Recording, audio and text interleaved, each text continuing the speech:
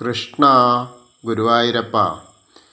ഞാനിപ്പോൾ നിൽക്കുന്നത് കിഴക്കേ നടയിലെ മഞ്ജുളാലിൻ്റെ അടുത്താണ്. ഇതാണ് മഞ്ജുളാൽ. ഈ മഞ്ജുളാലിൻ്റെ ഒരു കഥ ഉണ്ട്. വളരെ പാവപ്പെട്ട ഒരു വാരസ്യാര് കുട്ടിയായിരുന്നു മഞ്ജുള.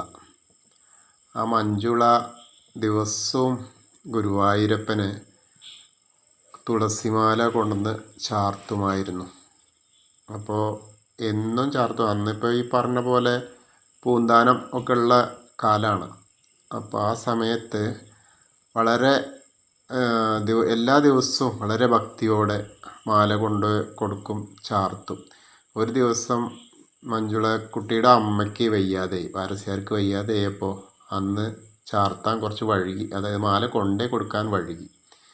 ആ മാല വഴുകിയിട്ട് കൊണ്ടേ കൊടുത്തപ്പോൾ മേൽശാന്തി പറഞ്ഞു, അയ്യോ നട അടച്ചല്ലോ, ഇനിയിപ്പോൾ ചാർത്താൻ പറ്റില്ലല്ലോ എന്ന് പറഞ്ഞു. അങ്ങനെ അപ്പോൾ ആ കുട്ടിക്ക് ഭയങ്കര വിഷമമായപ്പോൾ പൂന്താന തിരുമേനി ഉണ്ടായിരുന്നു അവിടെ. അദ്ദേഹം പറഞ്ഞു, മോൾ അവിടെ പോയിട്ട് ആ ആലിന് ചാർത്തിക്കോളൂ എന്ന് പറഞ്ഞു. അത് കണ്ണന് ചാർത്തിയ മാതിരിയാവുന്നു. അങ്ങനെ മഞ്ജുള പോയിട്ട് ആ കിഴക്കേ നടയിലുള്ള ആലിന് ആ മാല ചാർത്തി. അത് കഴിഞ്ഞ് അവർ തിരിച്ചു പോയി. വിഷമമൊക്കെ ആയി, കാരണം കൃഷ്ണന് മാല ചാർത്താൻ പറ്റിയില്ലല്ലോ. അപ്പോൾ ആ ഒരു ചിന്തയിൽ അങ്ങനെ വ്യവത കൂട്ടിയിട്ട് വീട്ടിൽ പോയി. പിറ്റേ ദിവസം വന്ന് മേൽശാന്തി വന്നിട്ട് നടയൊക്കെ തുറന്നപ്പോൾ നിർമാല്യത്തിന് എല്ലാം അങ്ങനെ ഓരോ മാലകൾ അഴിച്ചു. ലാസ്റ്റ് അവർ ഒരു മാല മാത്രം അഴിച്ചാൽ കിട്ടണില്ല. അപ്പോൾ എന്താ അതെന്ന് ചിന്തിച്ച് നോക്കുമ്പോൾ ആർക്കും ഒന്നും അറിയണില്ല. അങ്ങനെ പൂന്താന തിരുമേനിയോട് പറഞ്ഞപ്പോൾ അത് മഞ്ജുള ഇന്നലെ ചാർത്താൻ കൊണ്ടുവന്ന മാലയാണ് എന്നാണ്. അപ്പോൾ മേൽശാന്തി പറഞ്ഞു, അയ്യോ ഇവിടെ ചാർത്തിയില്ലല്ലോ, അത് ഇവിടെ അല്ല ചാർത്തിയെന്ന്, താങ്കളത് ആ മഞ്ജുള ചാർത്തിയ മാലയാണെന്ന് ചിന്തിച്ചിട്ട് മനസ്സിൽ കണ്ണനെ സ്മരിച്ചിട്ട് അത് ഊരി നോക്കൂ, അപ്പോൾ കിട്ടും എന്ന് പറഞ്ഞു. അങ്ങനെ മേൽശാന്തി ഊരാൻ നോക്കിയപ്പോൾ ഇതിങ്ങനെ ചിന്തിച്ച് ഊരിയപ്പോൾ ആ മാല പോന്നു.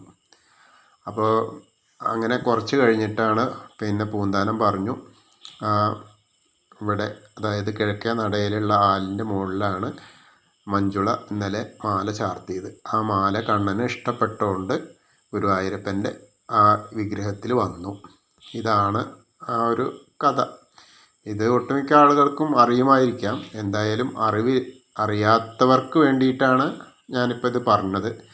മഞ്ജുളാൽ കണ്ടപ്പോൾ അതിൻ്റെ ഒരു കാര്യങ്ങൾ പറയാൻ, നമ്മളെ ഭക്തരെ എല്ലാവരെയും അറിയിക്കാൻ വേണ്ടിയിട്ടുള്ള ഒരു ശ്രമം.